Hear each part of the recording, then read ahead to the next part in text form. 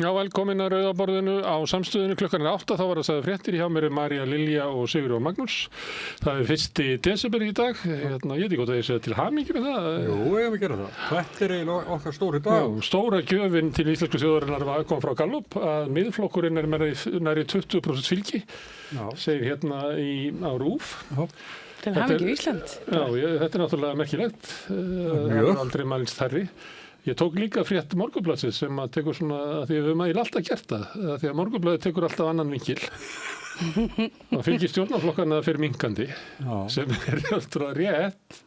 Þeir mælast núna, held ég, samanlagt í fyrsta skipti undir 50%. Þannig að í sjálfu sér þetta rétt, en náttúrulega stóra fréttin að Miðflokkurinn og skilur Sjálfstæðisflokkurinn eftir í ríkinu. Já, kannski ekki alveg í ríkinu, hann ekki hangið. Hvað er 16 komið? Næstu konun, við skulum bara skoða konunna, næstu mynd.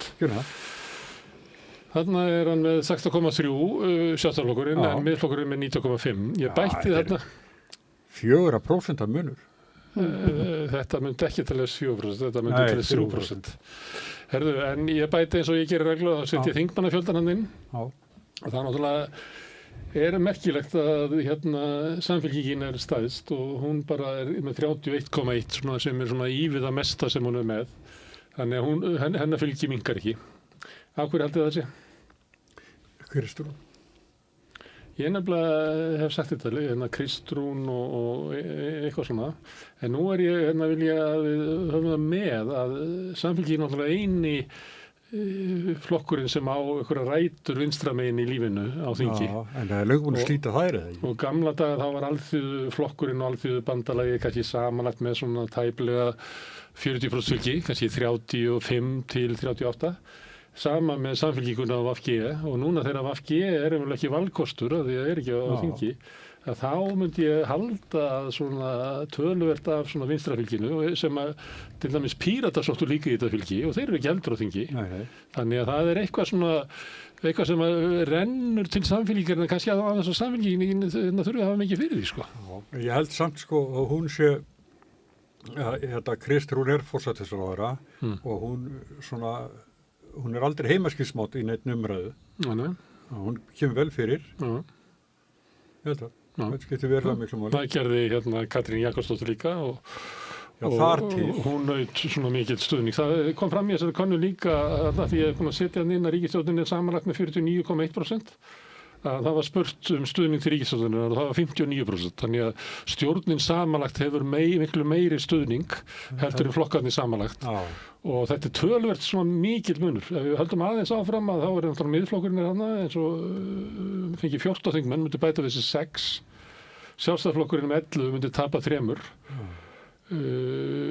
Viðreisn að gefa eftir, fengi 9, tapa 2. Framsókn með þess að tapa 1, er komin í 4, þeir eru náttúrulega með 5,6 eða ekki? Jú.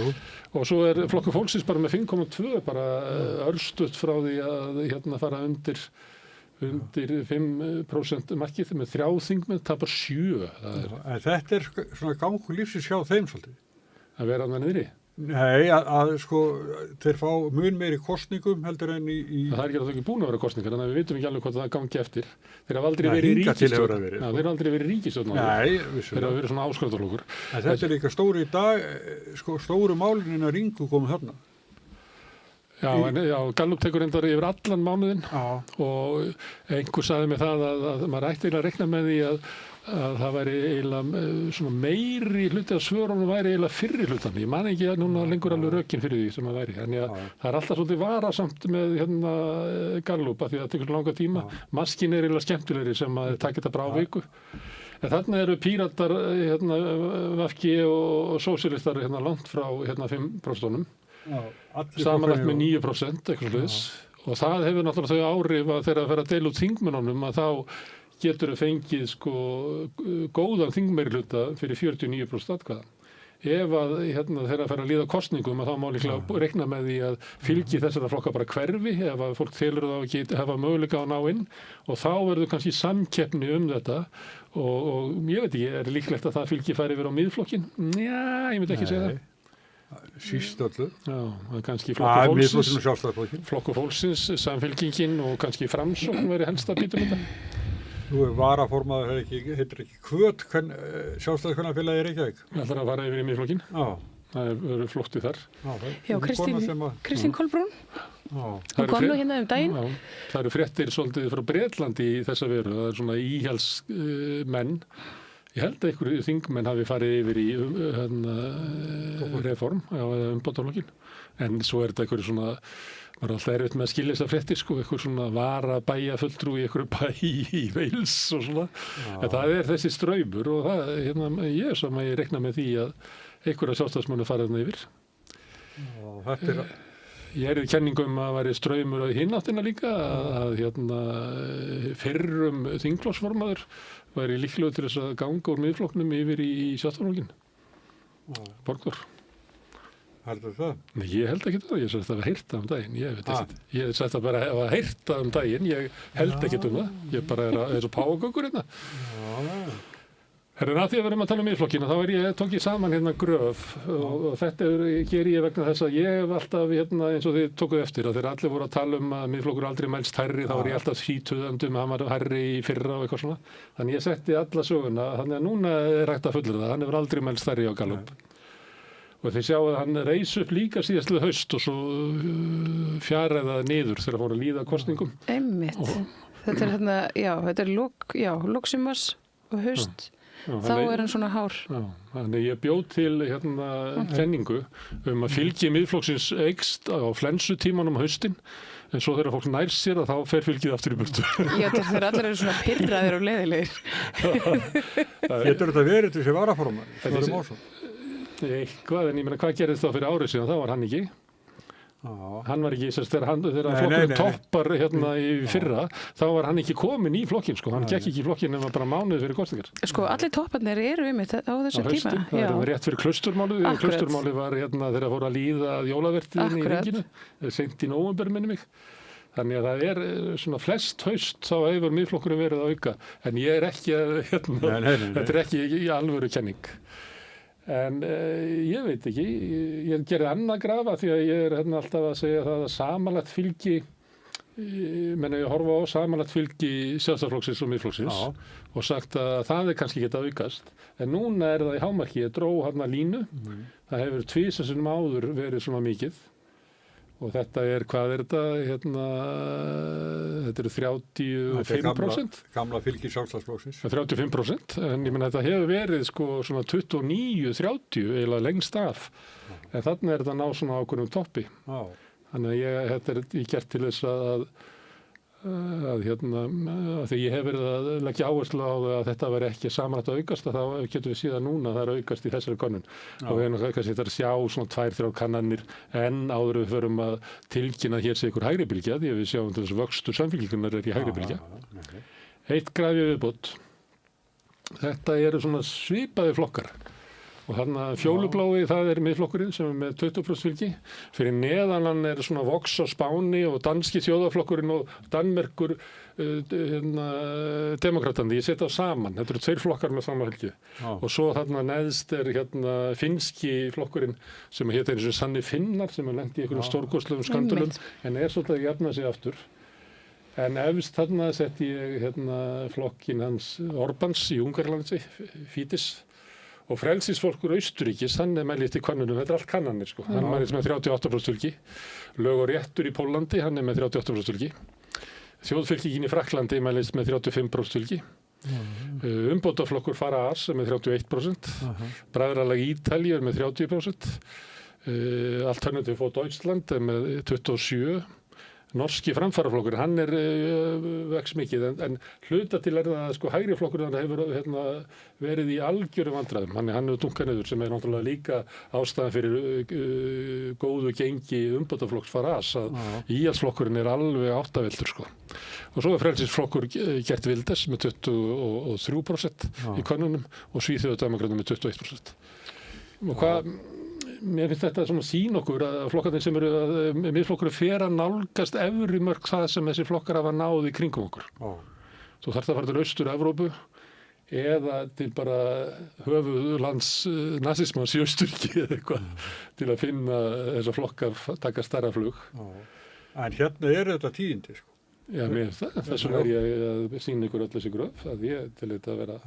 Þetta gat verið eitthvað undantekning í maskínugunninni með miðflokkin, en nú hefur það verið sann að það var ekki. Já, maskína held ég að við tekið 2 kannanir sem hafa síst þennan aukningu og síðasta Gallup-könnun sýndi líka miklu aukningu, þannig að það er alveg ljóst að þessi sveifla í gangi. Þetta er alveg. Fyrst og fremst frá Sjálfstæðisflokknum, en ef að við hefðum skoðað breytingarna frá síðustu könnun Gallup, að þá Sjálfstæðisflokkurinn að missa 1,1% stig, Samfylking 0,7, einhver annar flokkur 0,7, þannig að miðflokkurinn er svona á milli kannana, þá er hann bara að tína svona hérðan og þaðan. Þetta er nú það sem að... Sjálfstæðisflokkurinn þarf að fara að vara sig, ætti að vera löngu byrjar á því. Já, þeir þurfa að finna eitthvað takt. Já, þeir skipta framkvæmdastjóra bara eins og við sokka. Já. En það skiptir alltaf engu máli hver er framkvæmdastjóri í Samfylkingu, veistu það? Já, það voru bara eitthvað svo óró í flokknum. Já, ég veit hvað fólki heitir. Þetta er bara vera ráðinn fólk sem að svo vil ekki hafa að vera að koma út aftur og ekki með einhver annar. Það er ósamstæða, það er mjög ósamstæðu flokkur. Já. Og mjög veikur þingflokkur. Já, sem er mjög vont fyrir flokkin. Já, því að mér finnst það sem er að fara upp í þingin að ræða, eins og Jens Garðar, Jón Pétur, við þurfum alltaf verið að tala um einhvern bölvaðan tittlingaskít.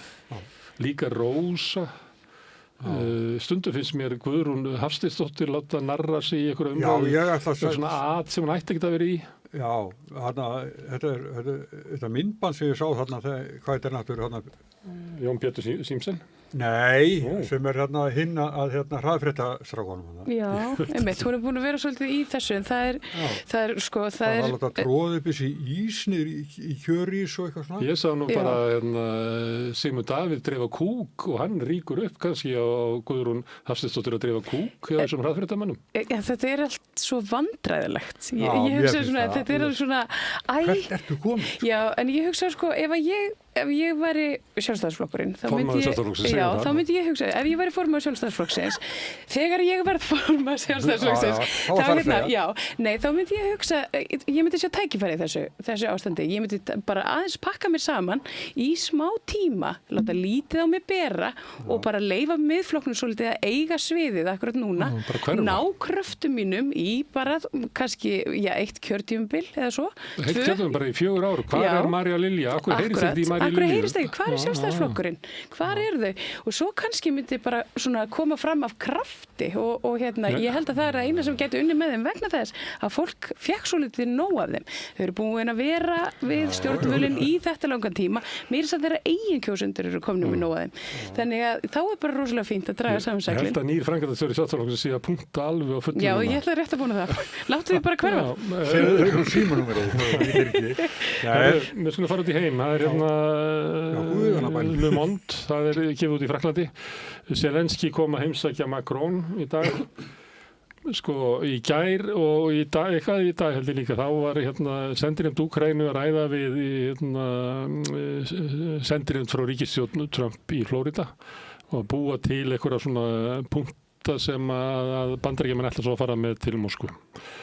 Þá fer Zelenski svona rúnt í Evrópu og hann er þarna að tala að óskast stuðningi Evrópu, það sé hættulegt að láta undan veluna Pútín með að gefa eftir land og hlera sem að var alltaf í þessum punktum sem að þeir eru líklega ræði í Flórida. Þannig að mér finnst þetta að hljóma svolítið eins og það mun ekkert verða neinu Þannig að það munu verða þeir punktar sem að Úkraína á endanum samþykkir verður eitthvað sem allir vita fyrirfram að Rússarnir munu hafna Og þetta var líka... Þetta var svarsvitn á að þessi fara að ljúka? Já, ég er bara enga trú á því, Núna eftir síðustu daga. Sagt og slegið? Já, það er með sami tónni verið á Ítalíu, þetta er úr ítölsku pressunni. Þannig meiri að vera að vitna í Admiral Cavo Dragone. Hann er að segja að NATO eigi að hefja netárásir á Rússland og fleira, mikil barið í bumbur þarna. Og haft eftir Zelenski að Rússland megi ekki fá umbun fyrir stríðið sitt og Meloni er síðan inn í fréttinni að taka undir þetta. Þannig að Ég held að segja yngir.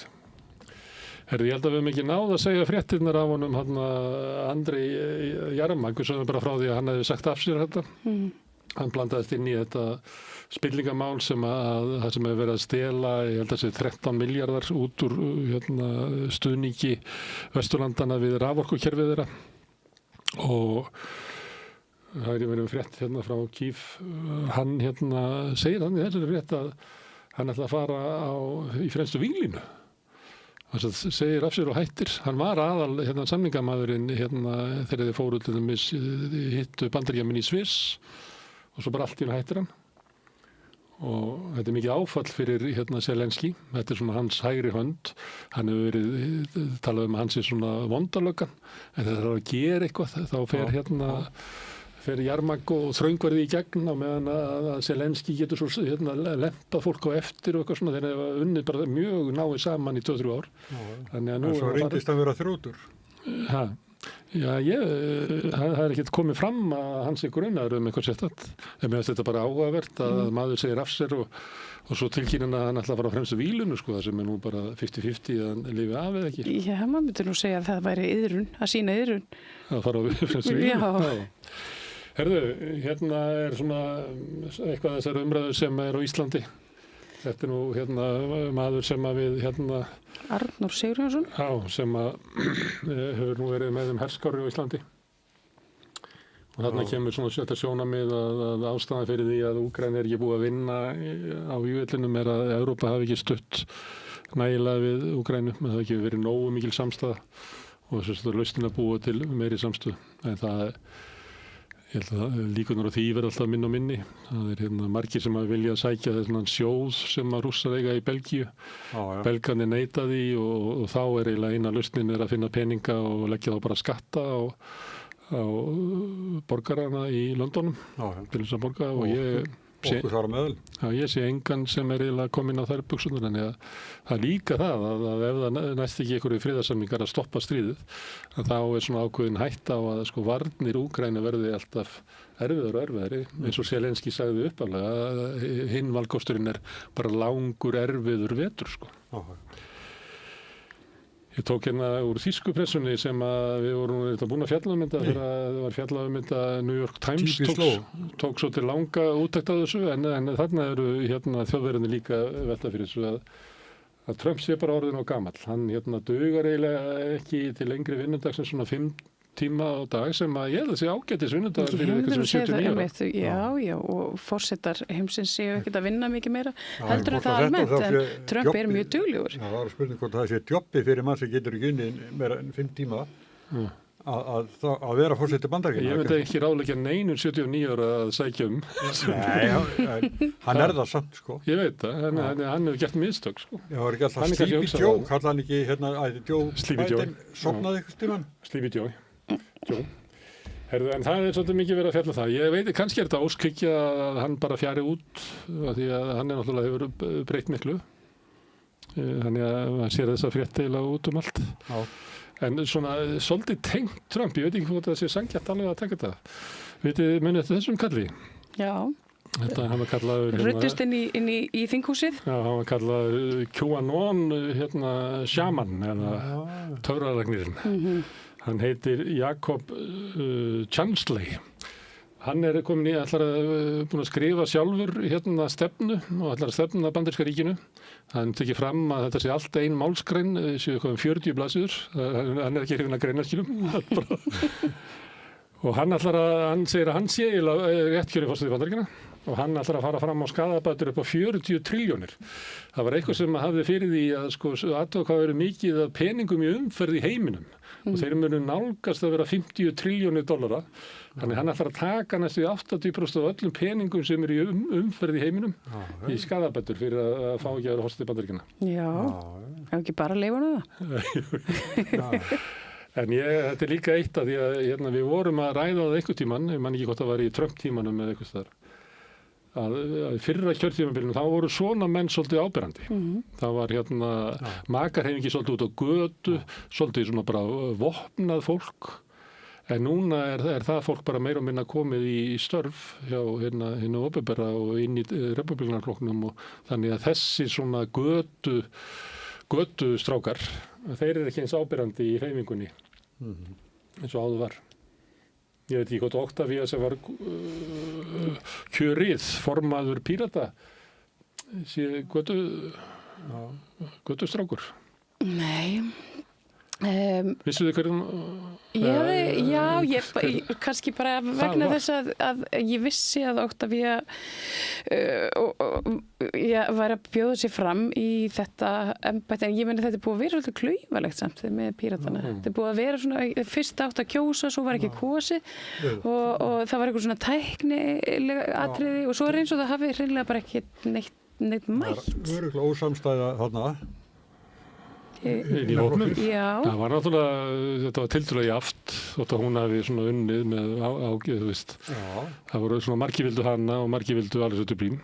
Já, en það er bara eins og í Sjálfstæðisflokknum, það var mjög jafn. Já, mjög jafnara. Og hann bara, það gekk ekki vel eftir. Já.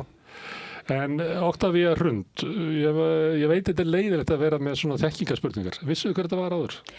Nei, ég hef ekki fylgst með háni. Ekki hingað til en ég svo sem þekki ekkert alltaf Pírata. Það er eitthvað bandarískur brandari sem væri svona þegar Octavia var spurt þá sagði hún Octavia Hrund, hver í anskotanum er það? Stundum þegar það gerist að það er einhver sem að verður formaður eða starf sem engin veit hver er. Það kemst næst af svona formunum stjórnmálaflokku í Íslandi að falla inn þann flokk. Já. Það vissi enginn bara, þetta koma algjörlega átt af þau blú. En varaborgarfulltrúi, engu að síður. Varaborgarfulltrúi. Já, var í 7. sæti á listanum, þeir fengu 3, þannig að það er alveg á mörkunum að setja kalla sem er í 7. sæti varaborgarfulltrúi. Ég veit ekki, svo er það oft bara, en svo er kannski bara sniðugast að vera með manneskjur sem hafa ekki verið í framvarðasveitinni og ekki verið einhvern veginn að láta að sér kveða út af í innra starfi. Sjálfstæðisflokknum á hann, myndirðu ráðleggja Sjálfstæðisflokknum að koma með eitthvað formann sem enginn vissi hver væri? Já, það væri bara mjög fínt. Best. Já. Okay. Eitthvað sem væri bara rosalega vel að sér í einhverju svona, ég veit ekki, því sem að formenn gera. Ég held að formenn vinna við það að vekja athygli á málstað flokksins og ég held að sem ég erfitt að gera það án þess að komist upp eiginlega hver maður er. Það er mjög erfitt að stunda pólitík. Já, það getur komið svo seinna, sko. Ég held að formenn þurfa ekkert að vera frægir fyrirfram. Ég er bara að benda á að það hefur oftast verið þannig. Allir í stjórnmálasögu Íslands, þá er þetta algjört einstaklega. Já, en Píratar hafa nú verið að fara sínra einleiðir. Þeir voru með engan, þannig að þetta er náttúrulega... Einmitt, Octavia... er allavega frægast í formaður Pírata. Við getum allavega orðað sem svo. Herðu, það voru sárindi að pabbi Alexandru, sem er nú þjóðþekktur maður, söngvari Freflana. Já. Hann sagði þetta að veri þakklæti og vantraust. Nei, mér finnst þetta nú svolítið sætt. Svona. Já, nú alltaf sætt þegar maður tekur upp svona, ítalarnir segja sko, blóð er þykkar en vatn. Já. Það maður tækir svona upp fyrir fjölskylduna. Já, mér finnst bara eitthvað svolítið svona fallegt að sjá föðurs taka upp penna og skrifa svona fallegan ljúfsáran pistil dóttur sína. Já, hann gekk úr flokknum. Ég var að skrifa það fyrir kosningarnar. Þetta væri eiginlega prófkjör það hver myndi leiða listan í vor. Þegar verið að kjósa formann og tilgangurinn er að sé eitthvað svona skýr oddviti, býst ég við að það hefur verið. Og þarna vara borgarfulltrúi og borgarfulltrúi og svo var annar borgarfulltrúi sem var í fyrsta sæti, tróðu þetta tilbaka, Dóra Björt, að þetta væri eiginlega sá sem að myndi vinna þetta, það væri bara eðlilegt að það myndi leiða listan. En Octavia hefur ekki tekið undir það, en ég held samt að sé þannig sko. Að það sé hljóta að vera vilji tekið sem vera að kjósa formann ef að leiða stjórnmálalega baráttu flokksins. Það ertu þá með formann og svo ætlar að kjósa þá sérstaklega leiðtoga það. Já, það lítur að vera. Nei, það er ekkert slikt plan í gangi sko. Ég veit ekki, ég þekki ekki plön Pírata betur en ég veit ekki, ég hlakka bara til að sjá Octavíu spreita sig sem formann. Formaður sko sá fyrsti í flokknum og svona þarf að taka baráttuna. Já, en ég veit, Píratar eru miklu punkarar og alltaf að fara nýja leiðir og pröfa eitthvað nýtt og svona reyka sig á og bakka. Þeir voru með kostingabaráttu síðast kjóstu öðruvísi og fólk kjós bara eitthvað allt öðruvísi, allt annað þá. Já, það rosalega slæmt. Þannig það ekki alltaf, og pönkið var aldrei sko, náttúrulega Birgit, þú vilt hafa pönki sko, þú bara hafa Birgitu. Já. Það er náttúrulega mikið að pönkinu fór út úr Píratu þegar hún fór. Já, en Octavía hér í viðtali í Rauðaborðinu. Já, í kvöld. Já. Þannig að allir sem að vilja kynnast Octavíu, ætti að hlusta. Já. Hér eftir. Ekki ég að finna einu með hana, finnst það bara þetta skrítið. Já, þetta er óhefbundið. Já. Þetta er aldrei gert áður í íslensku stjórnmálum. Hérna er frétt frá Ísrael. Netanyahu, hann er búinn að senda beiðni til forsetans að náða sig út af spillingamálum sem að hafa byrjað að hitna ansi mikið undir honum. Þetta er bara á leiðin inn í dómsalinn. Og ég veit ekki, hann vill meina að þetta sé, hann ekki að náðu þessu bara? Hann vill meina að þetta séu, sko, þannig að séu miklu almannahagsmunir að hann verði hreinlega náðaður.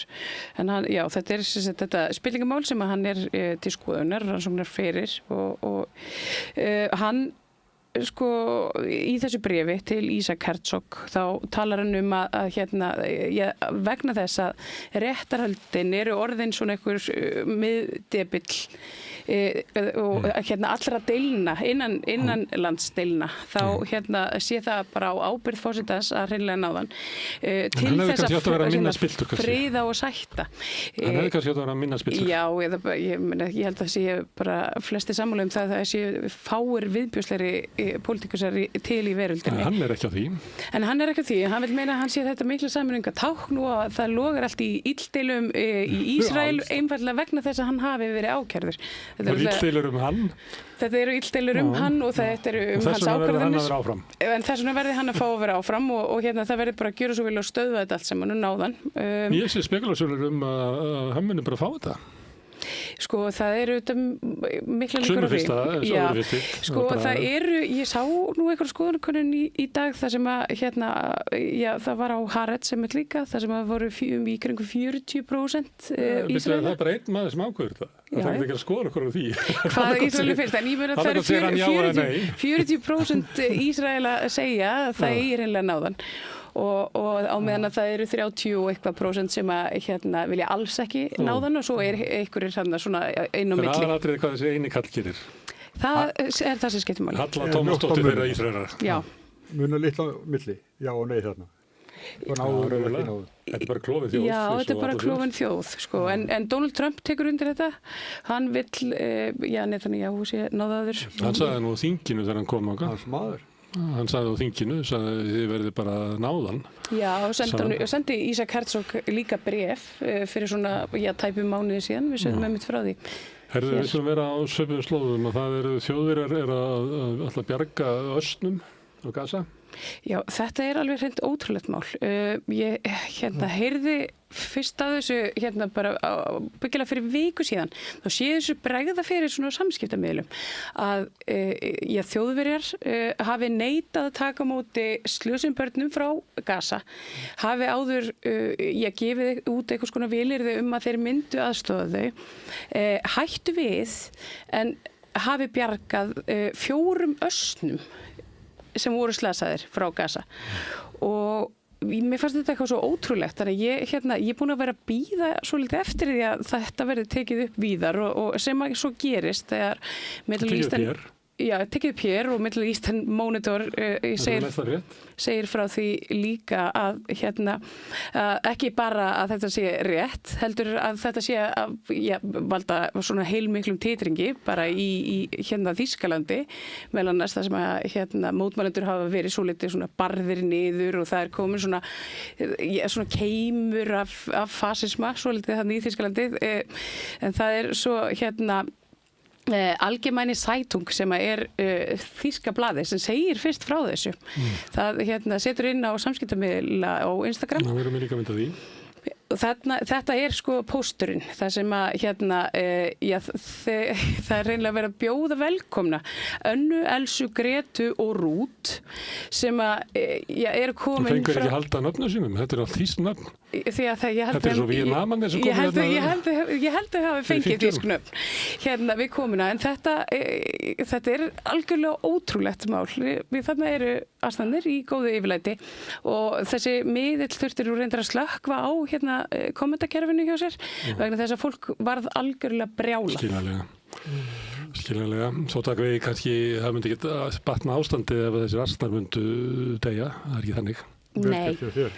Herðu, en við skulum fara, ég veit ekki hvað það sé tengt þessu, það er við höfum sagt frá aðgerðum æs sem hvað útlendingarstofnun Bandaríkjanna, svona vopnuð, eins og íslenska útlendingarstofnun var í vopnuð og ferðaðist með grímur og var að taka fólk sem að liti út fyrir að hafa ekki eiga eftir að reykja til Húnavatnssýslu. Já, ég hef nú reyndar séð heimfara deildir það svona ansi langt þessu. Það voru 2 íslenski ríkisborgarar teknir, við veitum ekki þetta fólk að það. Nei, við veitum ekki hvort þessi ólöglega eða hvort það hafi verið í námi eða... Já, það er svona þú veist á RÚV þá leiðu þau líkur að því að þau hafi kannski verið vísa að þeirra hafi verið í ólagi en borgaraþjónustan, hún gefur ekkert uppi. Það er nú mjög líklegt að sé einhver íslendingar sem hafi ekki endurnýjað eitthvað, ég meina... Já, ég held að sé líka bara alveg... að þetta sé svo skýrar aðgerð þessi búið að finna það fólk, er þetta ekki frekar að þau hafi verið tekið bara í einhverju rassi og svo bara farið að skoða hvort að þeir eru sóttu í líffræðináminu að þeir eru fylgt rétt út. Þetta eru augljóslega 2 einstaklingar sem voru svona gripnir af æs fyrir það. Ég meina þeir eru þeir svona, hvað ég var að segja, svona targeta fólk fyrirfram sem að þeir hafa einhverjar upplýsingar já. Það hafi verið eitthvað vitlaust útfyllt. Það getur alls konar ástæð. Það getur verið alls konar ástæð fyrir þetta. Þetta er ekki fólk sem hefur lægt sér yfir landamærin í fæstu tilfellum. Í flestu tilfellum er þetta fólk sem er gerðar einhver athugasemdir. Eða bara eitthvað sem hefur bara búið í Bandaríkjunum í kannski 20 ár og einhvern veginn þetta hefur ekki verið vesen hingað til. En þú ert með frétt frá Danmörku, þar er Íslendingur líka í Kasturlögin eða hvað? Herðu, já, það er Íslendingur sem ég var handtekinn á lögreglu, hann rækt á lögregluna og sparkaði í hana og leit öllum illum látum eftir að hafa verið, tekin höndum inn á bar fyrir að beita ofbeldi. En þetta er nú svona... Hvað segirðu? Fullur kall, Íslendingur og þetta eru orðinu svolítið tíðar fréttir af Norðurlöndunum. Íslendingur beitir ofbeldi, Íslendingur fremur glæp og maður er svona fyrir að velta þessu fyrir sér og setja þetta svolítið í samhengi við það hvernig við tölum Útlendinga á Íslandi.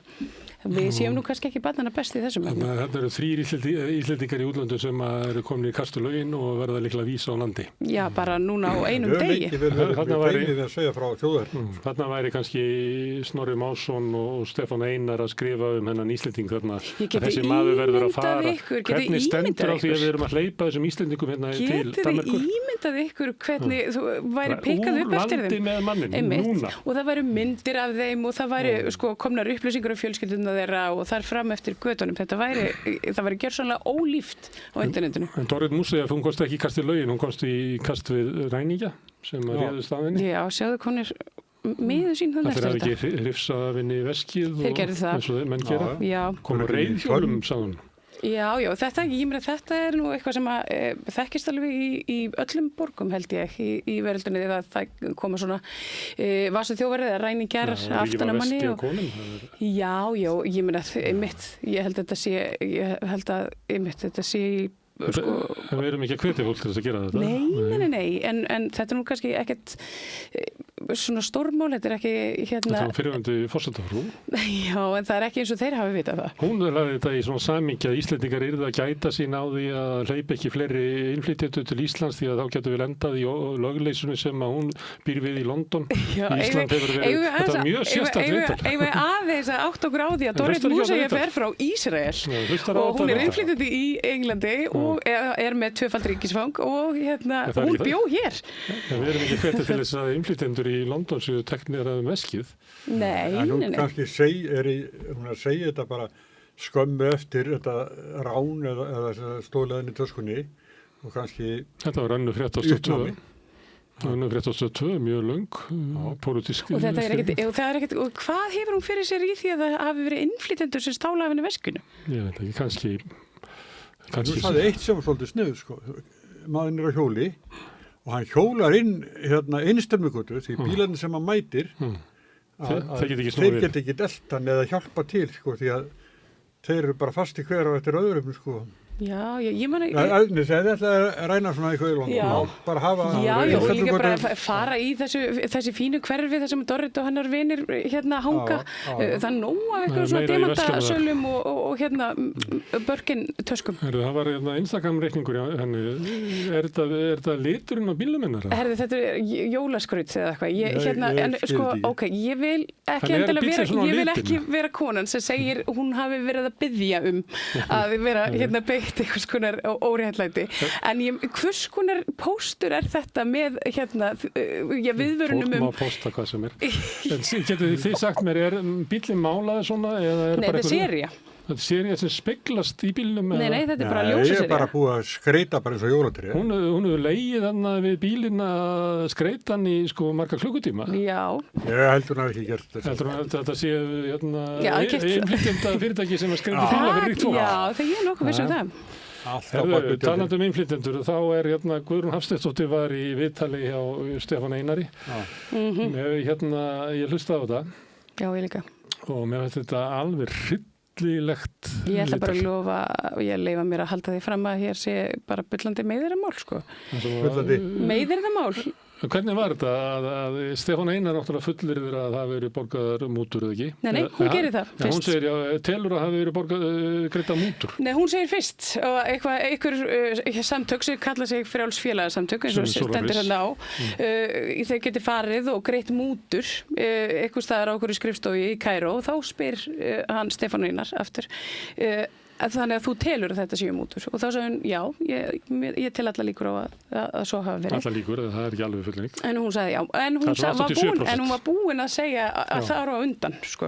En mér fannst ég að hlusta á þetta viðtal og Stefán Einar er náttúrulega síonisti bara ótrúlegur og styður þjóðamorð og bara þolir ekki Palestínum. Ég heyra hvernig hann talar um fólk. Það var hryllilegt að hlusta á þetta. Og hún er svona að taka undir þetta og ég var að hugsa hvað er ekki furðugt að Sjálfstæðisflokkurinn sé í vandræðum ef þetta er stemmingin. En svo fannst mér eins og hún svona átta sig eða kannski svona 20 mínútur búin að þessu viðtali og reynir hún svolítið að bakka út úr þessu og byrjar að tala að hér sé hellinga innflytjendum og fyrir að bara tala jákvætt á móti. En fyrstu 20 mínútur í þessu viðtali fannst mér vera þetta er bara ótrúlega vitleysa og þetta er orðið svo algengt í fjölmiðlunum eins og munið ekki það var einhver silfurþáttur á RÚV þar sem var menninni með leikfangabissurnar var allt í einu þetta er eini umræði þáttur Ríkisútvarpsins svona almenn samfélagsmál. Það var þetta mál sem tók 20% af þættinum. Og svo var það fíla menntamálaráðherrans út í moggans tók 15%. Og ég sagði, það bara er eitthvað að umræðinu á Íslandi. Hún bara fer út í eitthvað svona idiotísk smáatriði og hangir þar. Við erum með umræður hér alla daga. Já, við erum ekki að tala um þessum. En það sem er svolítið merkilegt er að fyrir kosningarnar núna síðast þá voru gerðar ýmsar skoðanakannanir á því hvað fólkinu í landinu finnist raunverulega mikilvægt og það voru, innflytjendamálin voru alveg bara einhvers þar aftast. Já, svona kannski svona 7.-8. sæti. Já, nú búið að draga þau alveg upp. Já, það hefur verið gert með. Það er bara í þessum hægri podcastum og síðan er svona fjölmiðlamenn láta þetta eftir þeim að eins og þetta séu aðalmálin, eins og Stefán Einar og félagar. Þeir geta ekki talað um neitt nema þetta og svo smítast þetta eins og inn í silfrið og svona, ég held að RÚV verði að hugsa sem gang það geta ekki látið eitthvað svona vitleysinsumræðu þú veist að einhver maður sé út á Granda með leikfangabissur það sé bara þessum 40 mínútur sem að þeir verja í samfélagsumræðu á viku sé eitt í svoleiðis þvælu það gengur ekki. Herðu, það var stórmerkileg grein í Mogganum, pólitísk djúp pólitísk grein eftir þessu kolbrunum. Ég hugsaði, hún er eiginlega að tala um það að auður örfára, svona ólíkarkismin sem að hefur tekið við Bandaríkin og svo sem Rússland líka og er svolítið hætt á að taki okkur yfir líka. Það sé andlýðræðislegt fyrirbrigði og sé að brjóta niður samfélagi eins og við þekkjum það. Hún talaði eins og hún hafi verið alin upp á rauðaborðinu. Ég veistu það, ég hef aldrei verið hrifnar af Þórdísi Kolbrúnu heldur en eftir lestur þessara greinar. Þetta var bara ofpúslega fínt hjá henni, hún bara komið svo hansi vel frá sér. En einhver sagði, byrju hún hlýtur að leiðin út úr Sjálfstæðisflokknum. Ég hugsaði það. Því að Sjálfstæðisflokkurinn, hann alltaf að leggja til, hann alltaf að verja auðfólkið. Akkurat. Og hann vill brjóta niður verkalýðshreyfinguna, hann vill gera allt sem hefur eyðilagt Bandaríkin. Einmitt. Og þá sagði eitthvað svona, já, hún lítur að fara í Viðreisn, það ekkert skjól fyrir henni í Viðreisn með þessar skoðanir. Ég held að hún verður bara að fara að stofna sinna eigin sósíalíska flokk. Það var bara það sem ég hugsaði, ætlar hún að fara að búa til eitthvað svona Viðreisna miðjuflokk, eitthvað svona sem hún getur verið í forsvari fyrir og það getur reyndar verið svolítið snjallt. Svo ég haldi áfram að ráðleggja pólitíku sem er. Viðreisn sko langt hægra megin við þessi viðhorf. Já, það er 100%. Samfylkingin er hægra megin við þessi viðhorf. En þetta var eiginlega stór tíðindi og ef við hefðum svona þroskað umræði í samfélaginu, þá hefði þetta verið helsta umræðan í öllum þessum umræðaþáttum. En því miður, þá er það ekki. Það er engin vilji til þess að tala alvöru pólitík. Ég hlakka til að bjóða Þórdísi Kolbrúnu hingað til borðs og ræða við henni þessi viðhorf. Ég var til að heyra komið hingað, en ég hef stundu búið henni. Mér langar til að tala við henni öryggismál og öryggismál, en mér hef ekki tekist að fanga hana hingað til. Herðu, talandi þingmenn sem að tala svona meginmál, að það var hann Jón Pétur Símsen. Sem lék sjálfur í einhverju fáránlegu myndbandi. Ég sá það. Það var niðri í þingi, hann var að tala það að það væri að gefa einhvernir í bókstofum. Það væri bara, við yrðum að hætta því. Og við yrðum að fara að gefa einhvernir í tölustofum. Og við Sjálfstæðismenn viljum það, segir hann. Og talandi það að tala eitthvað tillíkarskít sem einhver mál. Svo eru kennarar sem eru bara algjörlega eins og Ragnar Þór Pétursson, fyrrverandi formaður Kennarasambandsins. Hann er einn af þeim sem hann segir að þetta sé bara kúadella í manninu. Og það eru svo ótrúlega málin sem að þingmenn er einhvern veginn farnir að taka upp á sína arm. Hvernig væri bara að treysta kennurum fyrir þessu? Hvernig væri að Alþingi væri bara svona ekki? Það er ólík sjónarmið meðal kennara. Hlutast, já, ég meina þau kjósa sér formenn og það er bara einhver menntastefna til. En mér finnst þetta algjörlega fáránlegt. En einn sjónarmið þeirra sem að vilja nota ekki 7,3 eða 7,5 og 6,5. Þau sjónarmið, einn kennari sagði það, ég veit alveg þegar nemandi vinnur allt upp á 10, þá gef ég 10 og það er bara að gerast mjög sjaldan. Síðan veit ég alveg þá sem eru búin að ná efninu meira og minna og það er svona í tölvustónum við svona kannski 7 og yfir. Þú veist, ég er engin vand að vita að þú ert eitthvað stað þar. En það hefur engan tilgang í að segja að þú sett með 8 eða 8,5. Ég hef engin tæki til þess að meta það hvort að þú sett 8,5 og þú með 8. Auðvitað getur við gert það einhverju prófi en þá er það bara niðurstað sem komur til þessu prófi. En það er engin vandi fyrir kennarinn að vita að þeir eru búin að ná svona meiri hlutunum á námsefninu. Ég veit líka alveg þeir sem eru með svona einhvers staðar á bilinu kannski 5 til 7 sem eru svona með helmingin og þeir sem eru fyrir neðan. Það er engin vandi að meta þetta. Þannig hann var eiginlega að færa röki fyrir því að það væri eiginlega best að hafa bara ágætt, það er ekki sagt ágætt ekki alveg það? Nei, lítakerfi. Eða lítakerfi, en það var ekki ágætt. Jú, ágætt var best. Ágætt, gott, sæmilegt og lélegt. Sko, Ragnar Þór Pétursson sem er oft skemmtilegu maður, hann segir Sjálfstæðisflokkinu ekki einnig vera að minnka við sér fylgi, heldur einnig minki að við sér fagmennskuna. Eftir þetta leikna myndband Jóns Péturs Símsen. Jón Pétur vakti náttúrulega athygli á þessum tíma fyrir að tala hann misti lífslöngunina út af áföstum töppum. Lífsviljan, já. Herðu, það er á samstöðinni, það er viðtal hér á eftir. Stjórnsýslufræðingin Sigurbjörgu Sigurgeirsdóttur skýrslu sem að hún vann embættismannakerfið en svona í lokin þá var talað mál og Björn Þorláks spyr hana út í hennar skoðun á afsögn Ásturlóu og þá fer Sigurbjörg á flug og segir að svona inngrip Kristrúnar inn í þetta mál hafi verið afleitt. Já, og hún hafði reynda átti ekki af neina aðkoma að málunum vegna þess að það er þá Inga Sæland sem að því að Ásdíslóa var ráðherra á vegum flokksfólksins og vegna hvernig þessu skipta þá hafi Kristrún eiginlega farið út fyrir svona eðlilegar heimildir sína. En hún fékk náttúrulega bréfið frá fyrirverandi tengdamömmunni. Já. það kom erindi. En það, já, og... Já, við skulum horfa að hlusta á þetta kvöld. Já, endilega. Já, ég ekki endur segið þetta á þenni. Það var fréttina í Morgunblaðinu. Þetta var þetta fyrir sér á forsíðu. Stór hækkun erfðafjárskatts. Já. Síðan það verið að líða yfir daginn, það gefur ljós, þetta er bara einhver miskilningur í Guðlaugi Þór. Að það þetta eru ólíkar upphæðir, það er bara að vera áætla erfðafjárskatt, þannig að það geta þetta vita hverjir degi á næsta ári. Þannig það er bara gert út frá því, þannig þetta er eiginlega bara verðlagsuppreikning. En hann er búinn að finna það út og þeir eru náttúrulega alltaf á vaktinni, alltaf að reyna að klína á ríkisstjórnina þessi hækka skatta. En þetta er náttúrulega bara áætlun á því að það sem að kemur til erfðaskipta á næsta ári og það fyrir hluta því til ríkisins, óbreyttum reglum, að það verði líklega 2 milljörðum hærra en yfir að sjálfsögðu veit það enginn. En þetta var svolítið með þetta svolítið líkt bæði Guðlaugi og Sjálfstæðisflokknum, hvernig er alltaf að rjúka til og mokkanum sko, að skella þessu á forsíðu, það er eins og enginn lesi þetta, hugsi þetta sko, enginn kanni, er þetta ekki bara innan verðlags, marka. En Mokkin er ekki vanur að vera í stjórnarandstöðu. Nei. En hvernig finnst þér að vera kjánalegir í henni? Já, mér finnst það. Nei, mér finnst það og við höfum tekið mörg dæmi það hér að þetta er allt og æstir og þú náttúrulega missir bara trúverðuleika ef það kemur alltaf fram einhvern veginn hvað þér finnst einhvern veginn. Úlfur bara oft á dag. Hann talaði um það, fólk myndi ekki hafa efni á því að þiggja arf. Mér fannst þetta alveg svo sláandi þessi fyrirsögn í morgun. Það bara gengur ekki upp sko, því að ég held að erfðafjárskattur sé hæðstur eitthvað bara 15% eitthvað. Það var náttúrulega á árum áður en að nýfrjálsíkjan kom, þá var erfðafjárskattur í efsta þrepi 50%. Þannig að ef þú varst kannski eins og erfa samherja eða eitthvað leys, þá þetta bara borga 50% skatt sem er náttúrulega svona kannski efri mörkum hátekjuskatts, en sem er eðlilegt að því að þú ert ekki að búa til þessar tekjur, þú færð þessar tekjur og þannig var þetta. Núna er þetta komið niður í eitthvað, ég held að það sé bara 15% eitthvað, svo sára lítill skattur.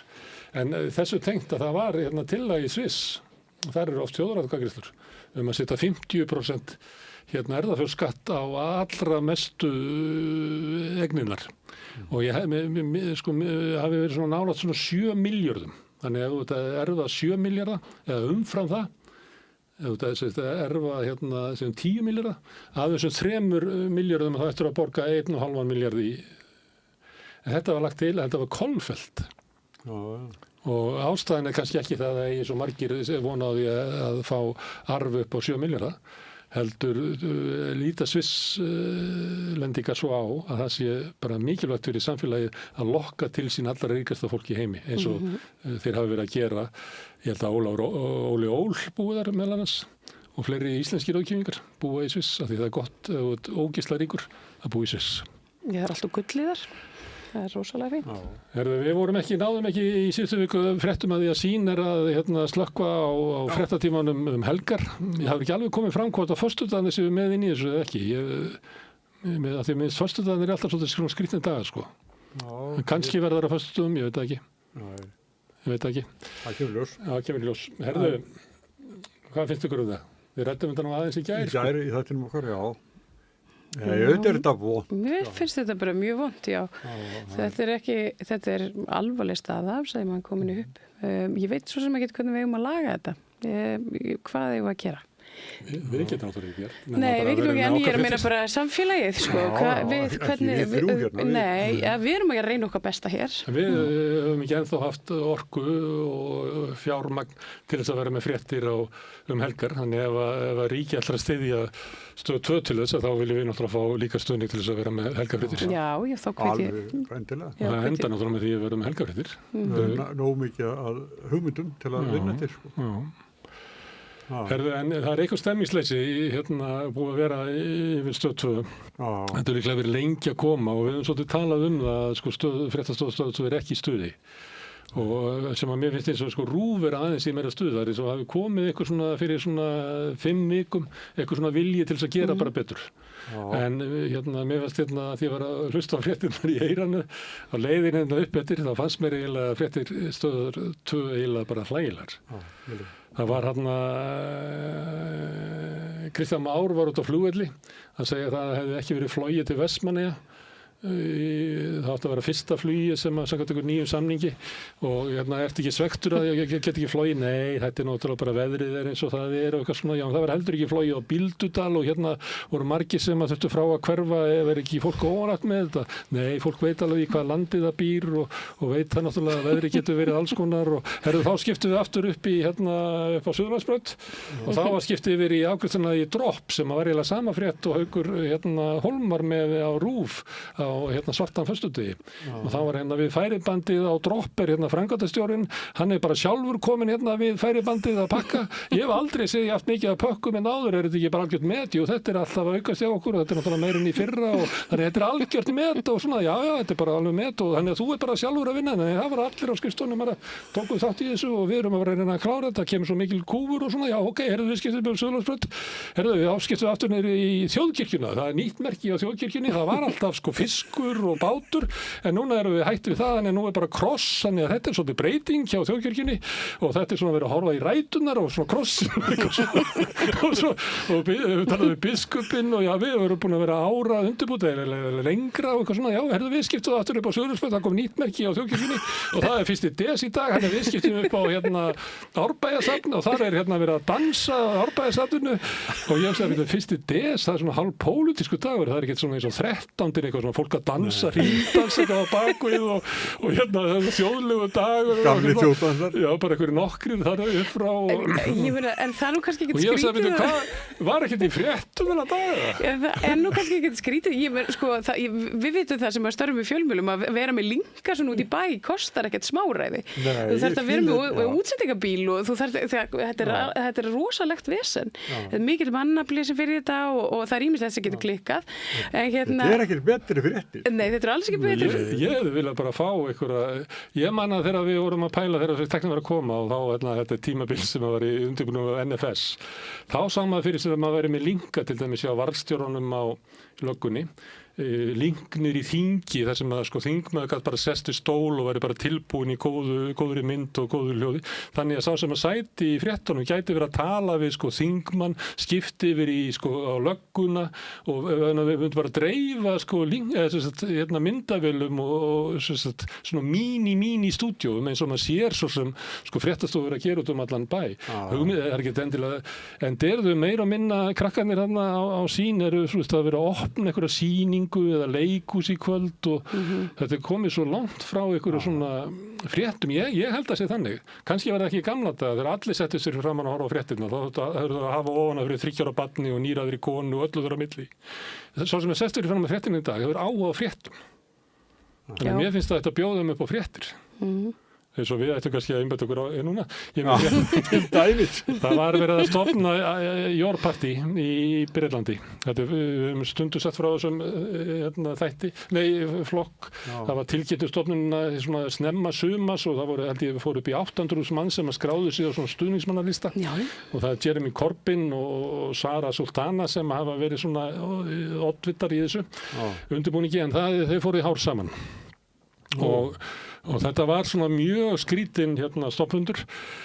Fyrst byrjaði, fyrir svona 2 mánuðum byrjaði Sultana kvarta undan því að væri svona einhver karla hrútspunga lykt í kringum Corbyn. Það var bara einhver karla sem var ákveðið þetta og það var auðvitað einhver slit á milli og hún fór og bjóti síðu þar sem að verða skrási sig félag og borga félagsgjöld og hún var einhvern veginn með peningana af því að það er ekki búast flokkina, ekki óljúst alveg hver á að vera með peningana.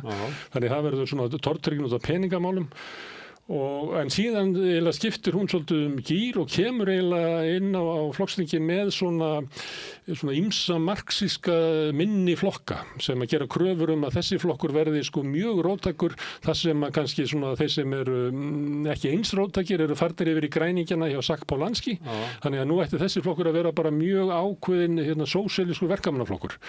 Og hún og það fólk vill vera á flokksþinginu, einhverjir svona vegum Corbyn henda þeim út og segir að maður ekki vera á flokksþinginu sem er í öðru flokk, þú eru bara verið í þessu flokk eða engu flokk og þá er gengið til atkvæða og það er samþykkt og megi verið í öðru flokkum. Þannig að hún vinnur það tiltölulega hún Sultana og hún vinnur líka formið á forustunni, þannig að það er eins og þú vilt hafa það má engin þingmaður vera formaður.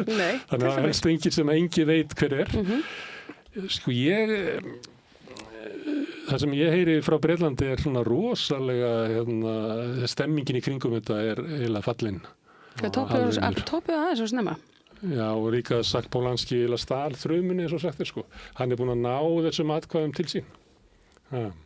Herðu, ég ætla að segja frá stjórnarkreppu sem í Aftenposten. Þar verið að setja saman fjárlög. Græningjarnir vilja ekki samþykkja fjárlögin af því að þeir vilja að sé niðurskurður í olíu keiranum.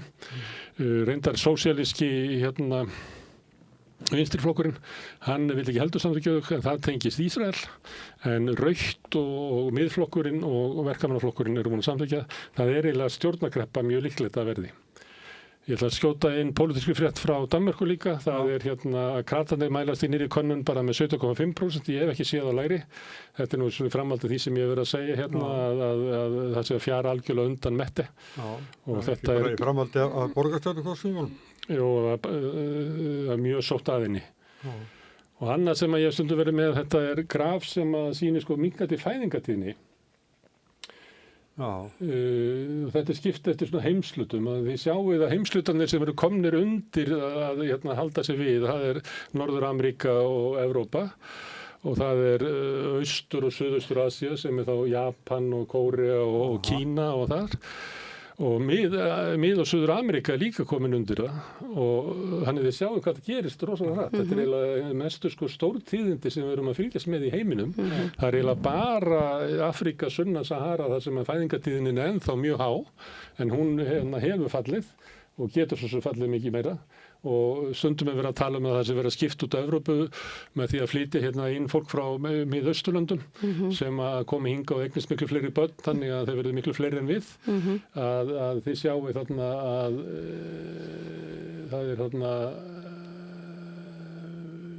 það Norður-Afríka og Miðausturlönd, það rauði þráðurinn og hann farin að nálgast mjög að verða bara kannski 2,7 börn á konu. Og þessu fylgir að heimurinn að eldast, það samskonar og þau sjáu hversu hratt að svo hlutfall fólks sem eldri en 65 ára. Ef við tökum bara Austur-Asíu sem var kannski 6% 1990 að það komið upp í 32%. Þetta náttúrulega algjör umbreyting á. Stefnir í mikil vandamál. Já. Herðu, ekki bara skella okkur í síðustu fréttina sem hrafnaát. Það þitt áhugamál, Sigrún. Já, alveg sérstaklega. Ég kom með þessa frétt, en ég hef engan á fugla, ég geta hrafnin. Ég hef aftur vorken einu sem búin að býra í hverfinu mínu og er búin að missa maka sinn. Hann bara einn alltaf. Þú voru að gefa honum afganga. Kannski hefur þessi kokkur étið makan. Já, það getur verið. Það getur verið. En akkur borðar ekki hestakjöt? Nei, það gerir ég ekki. Ég vildi ekki borða krumma, sko. Ég myndi ekki borða krumma. En spörfugla? Nei. Ég borða spörfugla í Frakklandi. Þeir eru... Það ekki alltaf hægt að fá þá. Ég veit ekki. Ég hættum bara að borða dís. Íslendingar borðuðu mófugl í þetta. Íslendingar borðuðu mófugl. En það verður að vara við því að borða þessa fugla svona ýmsum ástæðum. Þessi fuglafræðingur talar að það sé á válista, grummarnir. Og þessi gluggi að bara skjóta mig í krummana allan ársins hring. Hann sé einhvers konar tímaskekkja því að við séum bara á góðri leið með að eyða honum hérna. Það er ekki að við borðum hann. Nei, það er ekki vegna þess að við borðum hann. Og þessi menn, þeim til málsbóta, þá var einhver annar sem hafði skotið krummana. Þeir borðuðu hann einfallega eftir að það hafði gerst. Þeir skuta hann ekki sjálfur. Þetta lík. Já, þetta svolítið þannig. Mófugla, við erum alltaf að ráðast inn á byggðina þeirra. Þessum við byggjum, eins og við erum farið hér í Úlfarsárdal núna, þá röskum við lífi ykkur á mófugla með því. Kannski þetta rækta lóur til átu, myndi það ekki vera hlind í? Ég held að þetta er alveg skelfilegt. Kríur? Nei. Kríur eru svolítið öðruvísi. Nú? Ég veit ekki. Kríur? Nei. Svartfugla góður matur? Nei, það eru nú ekki allir samlega þær. Nei. Ég held að mófuglar og svartfuglar er ekki mikið fita í svartfugli. Svartfuglin komin á válista einmitt líka. Passa að setja strax undir vatna því að það er svo fljótt að eyðileggjast fitan. Herðu, en við ætlum ekki að breyta þessu í matreiðsþátt. Þetta voru fréttirnar. Kæra þakkir María og Sigurjón og Laufey Líndal fyrir að taka upp og senda út og ykkur sem hafa verið að hlusta og horfa. Ef þú ert að hlusta eða horfa á YouTube eða Facebook þá þarftu að finna nýtt streymi fyrir rauðaborðið sem að hefjast hérna rétt handað við hornið. En ef þú ert að hlusta í útvarpi eða sjónvarpi þá þarftu engar áhyggjur að hafa, rauðaborðið næst.